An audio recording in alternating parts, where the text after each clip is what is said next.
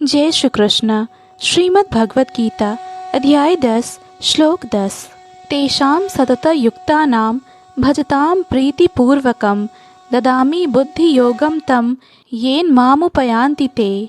जो प्रेम पूर्वक मेरी सेवा करने में निरंतर लगे रहते हैं उन्हें मैं ज्ञान प्रदान करता हूँ जिसके द्वारा वे मुझ तक आ सकते हैं।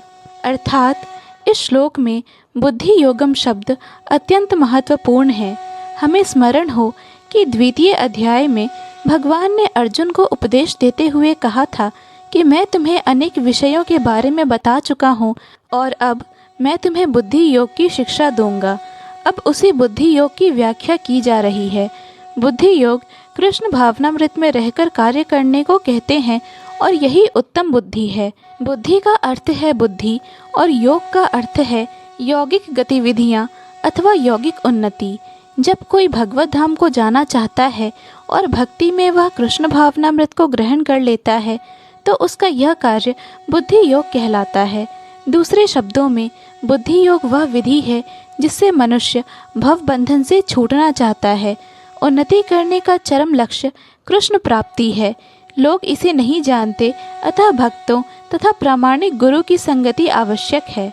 दूसरे शब्दों में बुद्धि योग वह विधि है जिससे मनुष्य भव बंधन से छूटना चाहता है।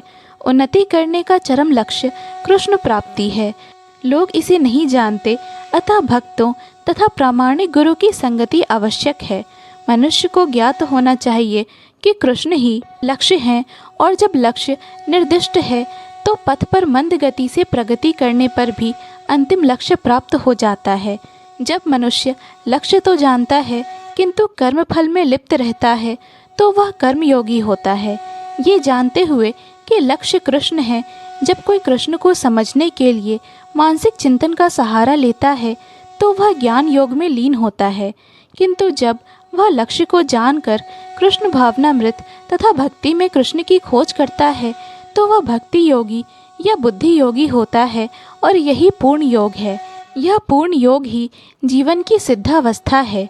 जब व्यक्ति प्रामाणिक गुरु के होते हुए तथा आध्यात्मिक संग से संबंध रहकर भी प्रगति नहीं कर पाता क्योंकि वह बुद्धिमान नहीं है तो कृष्ण उसके अंतर से उपदेश देते हैं जिससे वह सरलता से उन तक पहुंच सके। इसके लिए जिस योग्यता की अपेक्षा है वह यह है कि कृष्ण भावनामृत में निरंतर रहकर प्रेम तथा भक्ति के साथ सभी प्रकार की सेवा की जाए। उसे कृष्ण के लिए कुछ न कुछ कार्य करते रहना चाहिए किंतु प्रेम पूर्वक। यदि भक्त इतना बुद्धिमान नहीं है कि आत्म साक्षात्कार के पथ पर प्रगति कर सके किंतु यदि वह एकनिष्ठ रहकर भक्ति कार्यों में रत रहता है तो भगवान उसे अवसर देते हैं कि वह उन्नति करके अंत में उनके पास पहुंच जाए। जय श्री कृष्ण। पूर्ण भगवत गीता के श्लोकों को सुनने और समझने के लिए कृपया इस चैनल को सब्सक्राइब करें। वीडियो पसंद आया हो तो लाइक और शेयर करें।